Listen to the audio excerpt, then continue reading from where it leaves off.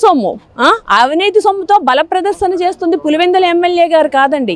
సంవత్సరం అయ్యింది. ఈ సంవత్సర కాలంలోనే 1,70,000 కోట్ల అప్పు తీసుకొచ్చారు. ఆ 1,70,000 కోట్లు ఎక్కడికి వెళ్ళినాయి, దేనికి ఖర్చు చేశారో ఒక్కసారి లిస్టు తీయండి. దాన్ని బట్టి పులివెందుల ఎమ్మెల్యే అవినీతి చేశాడా, లేదంటే కూటమి నేతలు ఎమ్మెల్యే స్థాయి దగ్గర నుంచి సీఎం వరకు ఎవరు ఎంత అవినీతి చేశారన్నది ఆ 1,70,000 కోట్లకి మీరు లెక్క చెబితే అప్పుడు అర్థమవుతుంది.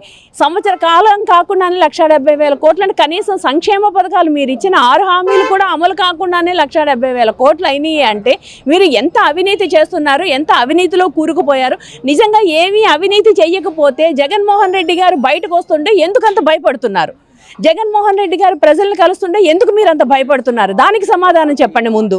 జగన్మోహన్ రెడ్డి గారు యాత్రలో ఏదైతే పరామర్శకు వెళ్తున్నారో గంజాయి గారు డ్రగ్గిస్టులు మాదకద్రవ్యాలు సేవించే వాళ్ళు వస్తున్నారు, అందువల్ల ఇట్లాంటి విధ్వంసాలు చెప్తే అచ్చెన్నాయుడు గారు చెప్తారు. అవునండి, రైతులు గంజాయిలు డ్రగ్గిస్టులు వీళ్ళున వస్తున్న మహిళలు, చంటి బిడ్డలు కూడా తీసుకుని వస్తున్న మహిళలు, గంజాయి అమ్ముకునే వాళ్ళు, డ్రగ్స్ తీసుకునే వాళ్ళున గంజాయి వాళ్ళు డ్రగ్గిస్టులు ఎవరు వెళ్తున్నారో తెలుసా? జగన్మోహన్ రెడ్డి గారి పరామర్శలోని అల్లర్లు సృష్టించాలని మీరు పంపించారే మొన్న ఒక 50 మంది గూండా కొడుకుల్ని, వాళ్ళకి మీరు ఇచ్చి పంపిస్తున్నారు గంజాయిలోను డ్రగ్స్ను.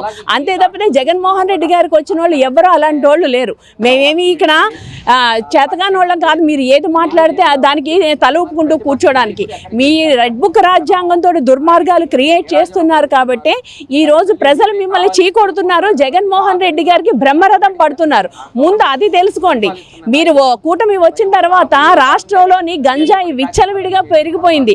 డ్రగ్స్ ఎక్కడ పడితే డ్రగ్స్ దొరుకుతున్నాయి. విదేశాల నుంచి కూడా డ్రగ్స్ దిగుమతి చేసుకొని కాలేజీల్లోని, బడుల దగ్గర, గుడుల దగ్గర కూడా ఖాళీ తేడా లేకుండా డ్రగ్స్ అని విక్రయించడమే కాకుండా బెల్ట్ షాపులు కూడా పెడుతున్నా ఇంత దుర్మార్గమైన కూటమి ప్రభుత్వం మీరా జగన్మోహన్ రెడ్డి గారి గురించి మాట్లాడేది?